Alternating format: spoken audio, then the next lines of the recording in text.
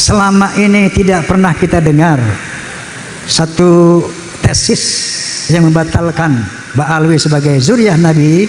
Kita semua kayaknya tenang-tenang aja.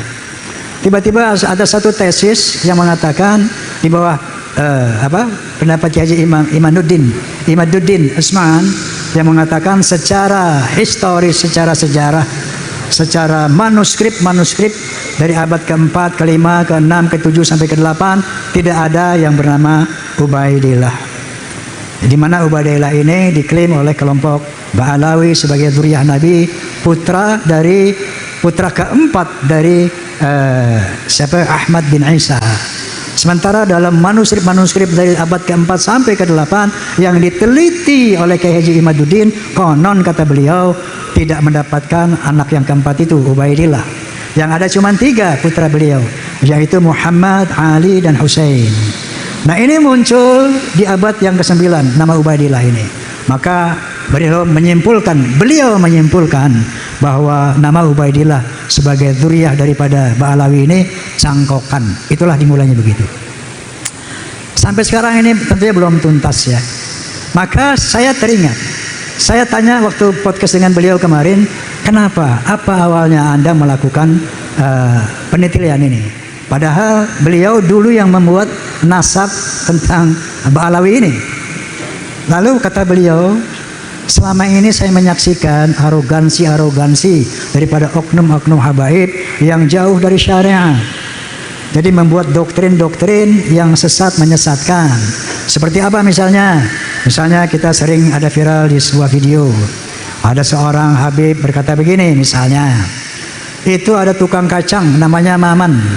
Itu si Maman ini nggak beres ibadahnya. Tapi beliau ketika seorang habib, nggak perlu saya sebut namanya, Al-Maghfurullah, udah meninggal dunia soalnya, kalau minta kacang dianterin. Satu saat si Maman ini meninggal. Maka dikasih tahu sama Habib ini, Beb, Maman meninggal, baik nanti aku datang. Begitu Habib ini datang, dititipin surat di bawah lehernya, kata Habib ini. Ditulis sebuah surat, disimpan di bawah lehernya. Hei Man, nanti kalau Munkar wa Nakir tanya, lo jangan jawab. Kasih aja nih surat, nanti lo masuk surga biqairi hisab. Ini kayak begini yang disebarkan. Menurut Kiai Imad banyak hal-hal seperti itu, yang khurafat seperti itu. Maka muncullah kecurigaan beliau.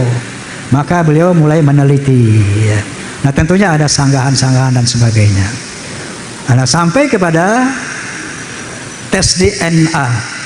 Saya juga sudah podcast, barangkali antum sudah lihat podcast saya dengan Dr. Hugeng. Ya, beliau menyatakan bahwa menurut tes DNA bahwa yang namanya Ba'alawi mustahil sebagai keturunan Nabi. Mustahil sebagai keturunan Nabi. Ini menurut pendapat Dr. Hugeng. Dan ternyata Najwa Shihab pun telah bersaksi di media bahwa beliau telah mengadakan tes DNA. Ternyata haploglobnya 3,4% Arab dan sekian puluh persen lainnya ke India, ke Afrika dan sebagainya.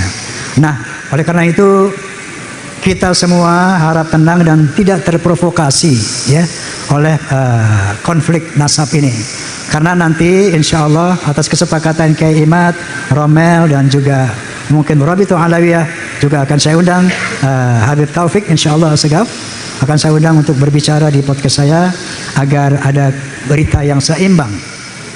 Nanti insya Allah kita akan sepakati untuk duduk bersama dimediasi oleh pihak yang netral, Civitas Akademika misalnya.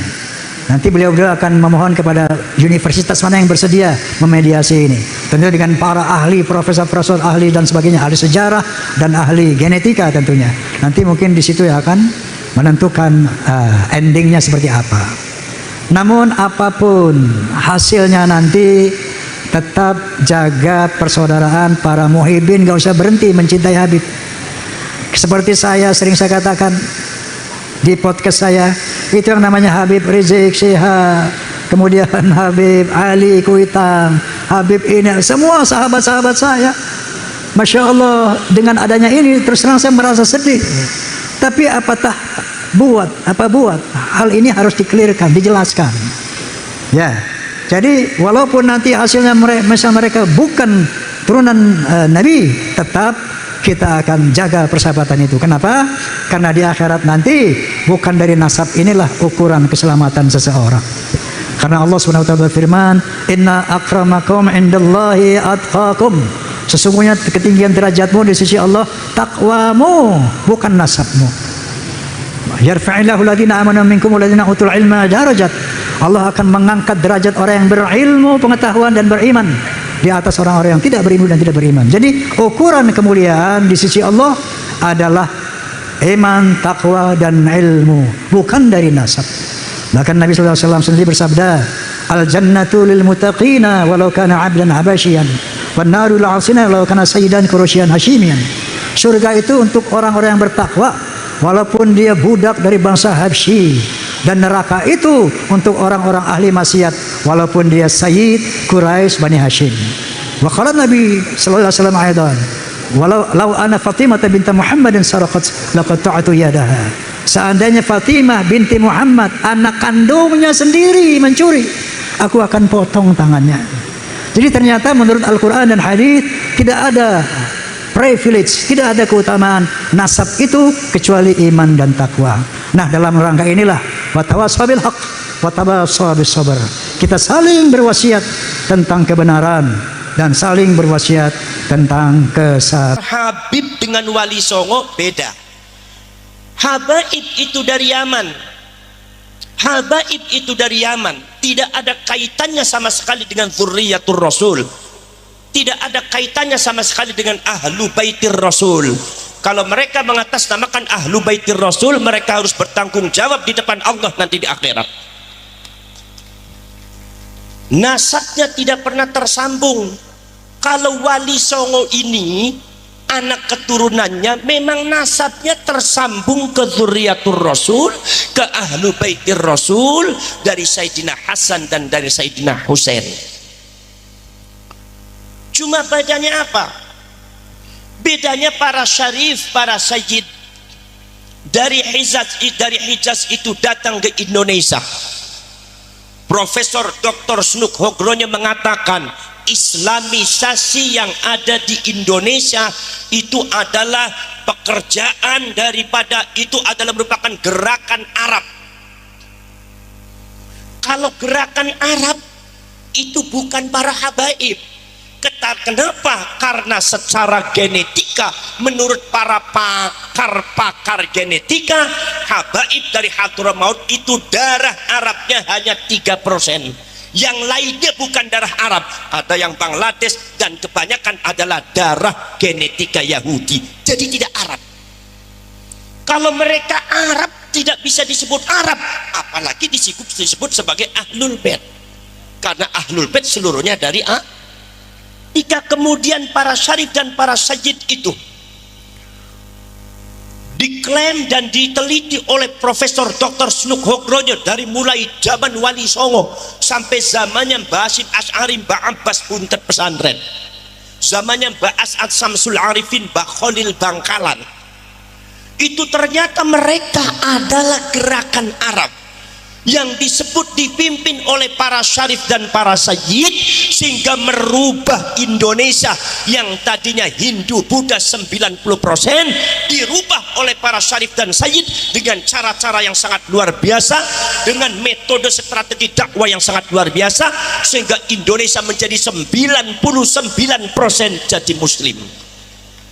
Syarif para sayyid kawin dengan orang Jawa, kawin dengan orang Sunda, kawin dengan orang Melayu, kawin dengan orang Madura, akhirnya wajah Arabnya hilang. Bagadah putra, banyak putra-putra syarif dengan sayyid, itu wajah Arabnya hilang. Sungguh darahnya syarif dan sayyid, tetapi hidungnya pesek-pesek. Makanya di Jawa ini banyak syarif dan sayyid hidungnya pesek, dan inilah yang kurang difahami oleh klan Ba'alwi atau habaib, sehingga kadang-kadang sangat menghina kepada kaum Dzurriyyatur Rasul, Ahlu Baitur Rasul, dengan mengatakan ente katanya cucunya Rasul, tetapi wajah Arabnya sudah nggak ada. Jangan sembarangan habaib. Beliau yang namanya darah bukan ada di tampang, tapi darah adalah ada di dada kami. Maka dari itu saudara-saudara sekalian, strategi Belanda untuk membungkam pergerakan para syarif dan para sayyid yang sudah memiliki tampang Jawa, tampang Sunda, tampang Madura, Arabnya hilang, maka mereka abad ke-19 mendatangkan orang-orang dari Yaman, klan Ba'alwi, yang sebetulnya Belanda dengan Ba'alwi ini genetikanya sama-sama Yahudi Hazari, jadi mereka sekeluarga. Kemudian klan Ba'alwi ini pintar berbahasa Arab, wajah tampangnya Arab, diklaim datang ke Indonesia, ini cucunya Rasulullah yang asli, itu yang namanya Dzurriyyah yang Wali Songo, bukan cucunya Rasulullah. Maka kalian semua tertipu oleh Belanda semua. Wali Songo dari Hijaz, dari Sayyidina Hasan disebut Sayyid, dari Sayyidina Husain disebut Syarif. Makanya saudara-saudara sekalian, seluruh julukan-julukan Wali Songo tidak ada yang disebut Habib. Sunan Ampel disebutnya Sayyid Rahmatullah, Sayyid bukan Habib. Betul lah, betul? Punya bapak namanya siapa? Namanya adalah Sayyid Ibrahim Asmorokondi, As-Samarkondi juga Sayyid. Kemudian juga punya bapak Maulana Al-Maghribi, Maulana As-Sayyid, itu juga beliau Sayyid bukan Habib. Al-Maghribi, Maghribi Maroko, bukan Al-Yamani, bukan Al-Hadrami, tapi Al-Maghribi Maroko. Ini menunjukkan bahwa Wali Songo tidak ada yang datang dari Yaman, tidak ada. Ada sebagian kelompok manusia yang mensakralkan jalur keturunan. Mereka berkeyakinan yang berhak umat manusia adalah yang memiliki keturunan Nabi. Siapa itu? Kelompok tersebut adalah kelompok yang menamakan diri Yahudi dan Nasrani. Jadi mereka, Bani Israel, itu yang harus memimpin adalah bangsa Israel gitu. Ya, karena keturunan Nabi. Nabi siapa? Nabi Ibrahim gitu. Jadi kalau bukan keturunan Nabi tidak sah ya, seolah-olah gitu memimpin dunia itu. Kaum Yahudi dan Nasrani berkeyakinan bahwa yang berhak melanjutkan nubuah atau kerasulan adalah kelompok mereka, karena mereka keturunan para nabi yang menjadi sandaran ini, ya, sandarnya ini dalam Al-Qur'an. Maka Muhammad aba ahadim min rijalikum walakin Rasulullah wa khataman nabiyyin wa kana Allahu bikum bikulli syai'in alima. Muhammad sekali bukanlah bapak dari seorang laki-laki di antaramu, tetapi dia adalah Rasulullah dan penuntut nabi. Allah mengerti segala sesuatu. Nah, jadi ini jawaban nih kepada yang merebutkan Nabi Muhammad. Saya keturunannya, saya keturunannya, saya keturunan. Sama dengan Yahudi intinya. Keturunan Nabi. Ya. Mereka ngangguk nih saya turunan, maka disebutnya ke Habib. Pecahan umat itu dari begini ya, dari merasa jalur keturunannya. Ya. Jadi ayat ini menjelaskan bahwa Nabi Muhammad tidak menurunkan pewaris kenabian, nubuah kepada keturunannya. Nabi Muhammad hanya mewariskan misi dan fungsi kerasulan kepada umatnya atau ulama. Nah, Nabi Muhammad ya hakikatnya atau kudratullah itu tidak memiliki anak laki-laki yang mempunyai keturunan. Itu. Ini rahasianya di situ. Hanya dari Fatimah saja, tapi direbutkan itu Fatimah. Padahal kalau dia jujur ya, keturunan itu harus dari laki-laki. Ya. Kalau mau jujur itu para Habib, sebenarnya Habib itu turunan Abu Thalib. Laki-laki kan? Abdul Muthalib, Abu Thalib, kemudian Ali, Hasan Hussein. Jadi bukan keturunan Nabi Muhammad.